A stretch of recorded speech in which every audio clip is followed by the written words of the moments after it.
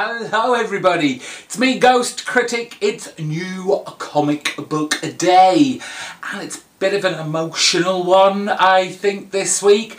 We're saying goodbye to 2 books coming to the end of their run. I've got 12 books on my pull list and my wallet had a bit of a cry, and I have some news which might make some of you cry for a little bit. I kind of came to the conclusion yesterday evening that I'm going to take a little break. I'm sorry. I'm going to take a month off for a few reasons. One is next month I've got some holidays coming up, so I won't be around anyway. 2,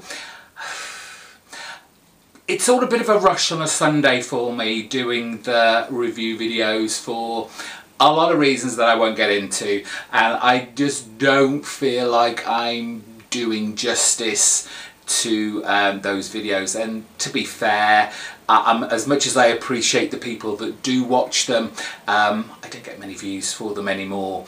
They will come back. I've just got to think of a way of doing it differently. And the third reason, which was only a little niggle, I've always said my channel is always, or I try and be as positive as possible. I don't get involved in any of the drama. I hear people talking about it from their point of view, as in they've seen stuff happening. I never see it. I don't go actively then looking for it, and I just don't seem to come across it. Maybe the circles within YouTube's comic book community that I go around in, they're probably a pretty decent bunch. However, I'm seeing little people getting a bit niggly, and I don't know whether it's the hot weather or they've got stuff in their personal lives that's affecting how they treat other people online. I get it, but I just don't want to see it, and I'm hoping a month away will let that all peter out. I'm not blowing anything up. I'm not going to talk about anybody about it. It's just what I've seen. I don't want to be a part of it, and it's another reason why I'm going to take a break. Usually, if this was the only reason, then I'd stay put. But coupled with the other 2 reasons, I think it's time I need a break. And as I said, it's the holiday season coming up, and I will be away, so there'll be a couple of weeks where I wouldn't be able to do videos anyway. So only a month, for the month of July, no videos. I'm really sorry, I haven't even got any backed up to throw at you while I'm away and just set up, unfortunately. So sorry about that. For anyone who has just subscribed to me, it'll give you a chance to watch all my old videos, catch up with those, and hopefully you long-term subscribers know, you know, in the past I have taken breaks. I've always come back, and I will this time, but it's the summer. I want to have a little bit of a relax and recharge those batteries. So I hope you forgive me. Let's have a look at some books and cry over what's leaving us. Because there are 2 big books that are going, and I'm going to kick off exactly with one of them. It's Kurt Busiek's Astro City. Made it to 52 issues over on the Vertigo line, which is an achievement on its own in the history of Astro City. It's just been a fantastic run. It's never felt a less than average. It's always been solid storytelling. I've not always appreciated the longer story arcs, but when Kurt does those done-in-ones, it really shows how he is a master of storytelling. So this is going to wrap up the last storyline, and I believe from now on in he's going to bring out Astro City in graphic novel format. How often he does that, I don't know. If anyone's got any inside info on that, then put it down in the comment section and let us know. But it's going to be a tearful goodbye to this, because I have really enjoyed this series. The only book I got from DC proper was The Flash, Part 3 of Flash War, issue number 49. It looks like we're getting the whole of the Justice League in here as well. Who knows who they're going to side with in this whole Barry versus Wally, going to change all of time again for the sake of kids, bringing them back from, I guess, the dead or trapped within the Speed Force apparently. But when can we ever trust a villain with true information? I've really dug the artwork on this more than the storyline. I'm trying to remember who was speaking about it last time I spoke about this, and he was obviously a long-term reader of The Flash and has more knowledge of what has gone before this particular run, which I have not. So it's been a bit of a struggle with me trying to get behind certain characters and their motivations, but still, it's pretty to look at. On to Marvel, we've got issue 7 of the Marvel 2-in-1, Peter Zdarsky's Thing and the Human Torch. I loved the annual that just came out. I don't know if it was last week or the week before. I think it was the week before.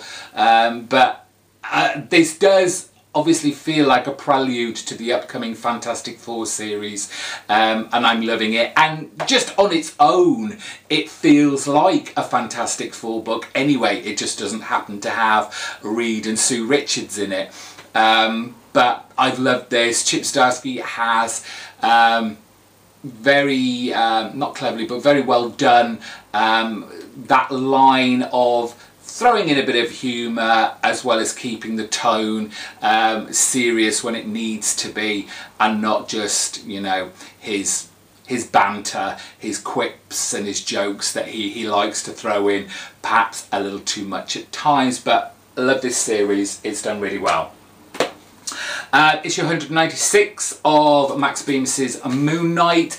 I really enjoyed the first issue of this new story arc with a new artist on here. Who was it? Paul Davidson. It has a very kind of weird, almost kind of Vertigo style to it.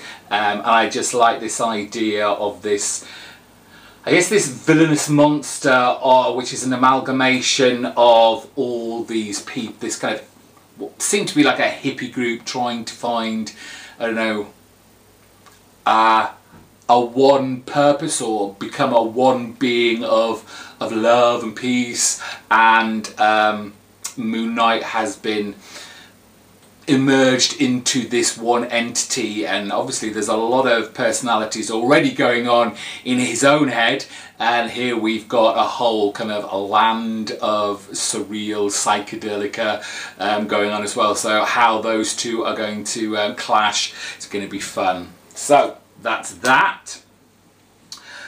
We have Peter Parker, Spectacular Spider-Man. It's Zdarsky again. He's very prolific over at Marvel at the moment. Issue 306, the first part of Coming Home.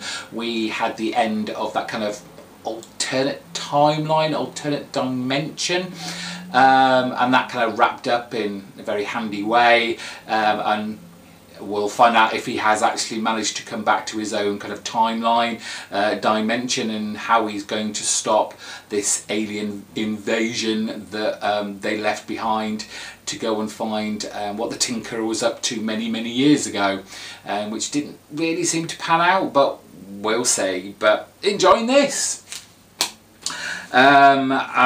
Marvel, Colin Bunn, X-Men Blue, issue 30. I know I'm going to get told off for this, but I'm just kind of hanging on to this now because I know it's ending. I'm not enjoying it per se. The last story arc got too wrapped up in an unoriginal storyline, and now we're kind of skimming around this Jimmy Hudson character from the Ultimate Universe.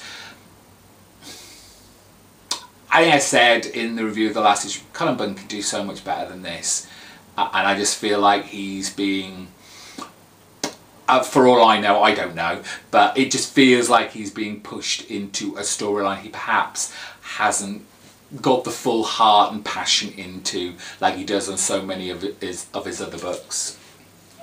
I not so much picked this one up on a whim, but I was just looking for something else to pick up. I don't think this came out this week, or maybe it did, but I kind of got, the comic book guy said he'd read it and he said it was good, and it is Jeff Lemire. It's another Marvel comic. It's The Sentry.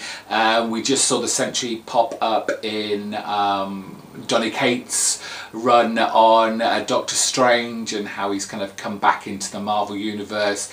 Let's see where Jeff Lemire takes him on his own solo title. I've always found Jeff Lemire's mainstream superhero comics to be not as stellar as his original kind of independent work. I remember him being on Extraordinary X-Men, and that was just kind of, yeah, it was okay kind of book. I don't know whether he's as suited, as accomplished as a writer as he is, I don't know whether he fits into the kind of Marvel mould. But we'll see. Yes, it's another goodbye, and this is because this has been a cracking book from start to finish. I'm very interested to see how Ed Brubaker, Sean Phillips and Elizabeth Brightweiser finish this book. It's Kill or Be Killed, issue number 20. Really looking forward to how this is going to be wrapped up. I mean, really, we saw the potential death of the character at the end of last issue, but as many of us pointed out, well, he's narrating all this, so how can he be dead? So it'll be interesting nonetheless, but it'll be sad to see this go. I believe they've got kind of like a big kind of trade one-off special on the way. What's it called? It must be in the back here. They must be advertising it already, surely. My Heroes Have Always Been Junkies, that's it, coming out in October. I think it's something like, I'm trying to remember, because it had a $16.99 price tag on it, so I'm guessing it's like an original graphic novel, but it's just Ed Brubaker and Sean Phillips on it. There's no Elizabeth Brightweiser. If I have the money at the time, I'll probably pick that up, but goodbye, goodbye. Jeff Lemire's Descender, issue number, where are we now, 31, part 3 or 4 of The End of the Universe. Again, this is a title that I'm not, it does say at the end to be concluded, so I'm guessing next issue is perhaps the last issue, which is going to be another sad moment, because I'd really enjoyed Descender from start to finish. Dustin Nguyen's artwork on this has been fantastic, and I've just really enjoyed the story about, you know, robots versus humans and the domination of either, I guess you could, species, and the idea of artificial intelligence and where it can go for good and where it can go for wrong. But great stuff. Issue 53, our Brian K. Vaughan and Fiona Staples saga. That's an interesting cover. I'm not quite sure whose bloodied hand that could be. You always never want to kind of open saga because of the first page, but it's, I'll tell you now, it's not that shocking. Maybe they'll leave an issue or two, sorry, a page or two before that shocking page. I just looked at the last page and I really shouldn't have. Oops. I'm not going to say anything, but whew, shocking.